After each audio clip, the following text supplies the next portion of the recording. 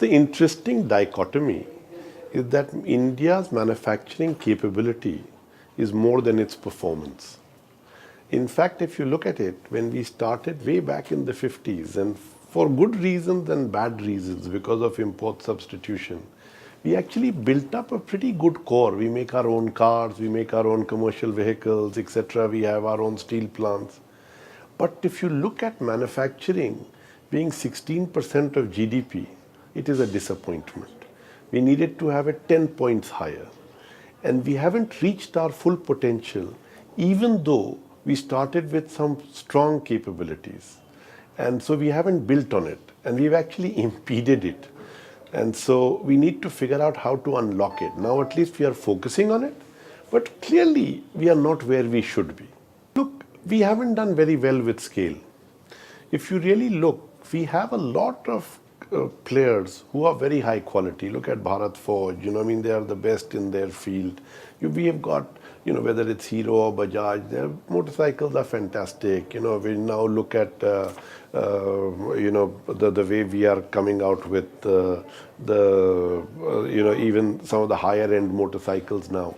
So we have got good quality. We can do good design and small scale, but we have not done well with scale.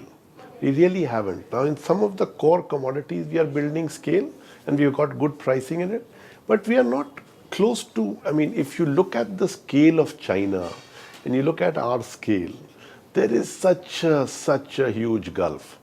So actually we have played a particular game. I don't know that that's the only game to play. We should actually be able to build more scale. And there are areas where we have to. Let's get some of the basics in place first.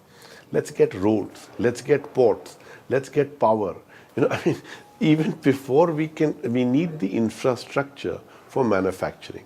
Look, I must say that putting Make in India as a clarion call, even though people say it's just a call, actually I like it because it brings focus. We start focusing and trying to how to ease the ability to do business more easily in India. These are good things, right?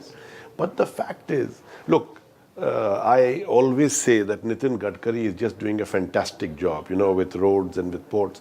But we have to really go fast on that. We really need to, if you look at the core infrastructure, it is creaking.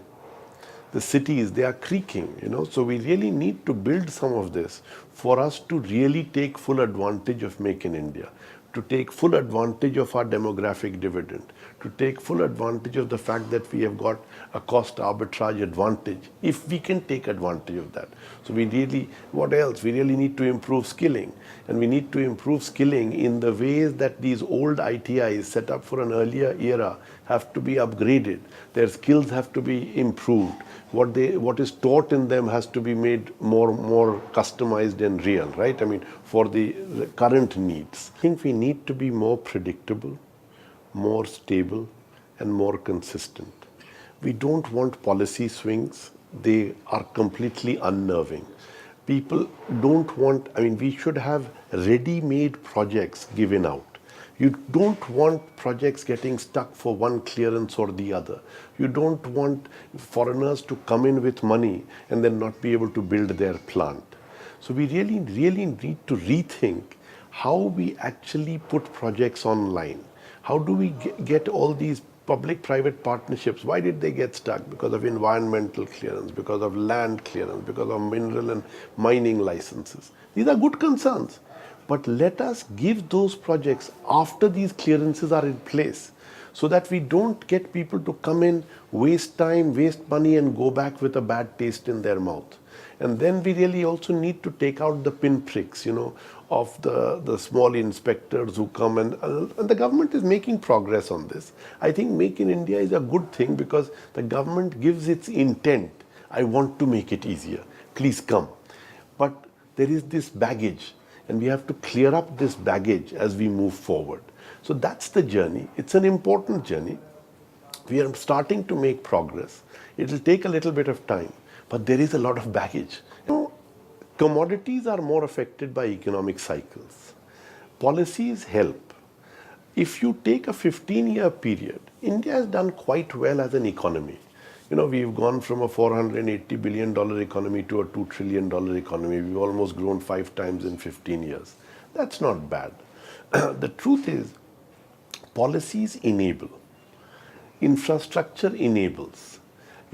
Getting skills in the right place with soft infrastructure, education and healthcare enables. These are of course government based.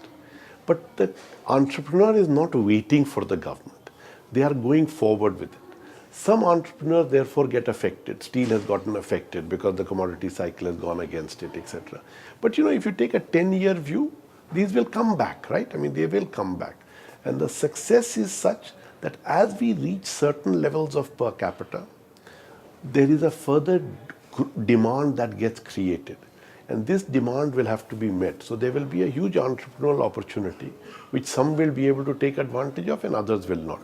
In this period, as policy becomes easier but not perfect. Against such an exciting background, BCG is pleased to be a part of Outlook Business Smart Enterprise event. I want to see you there.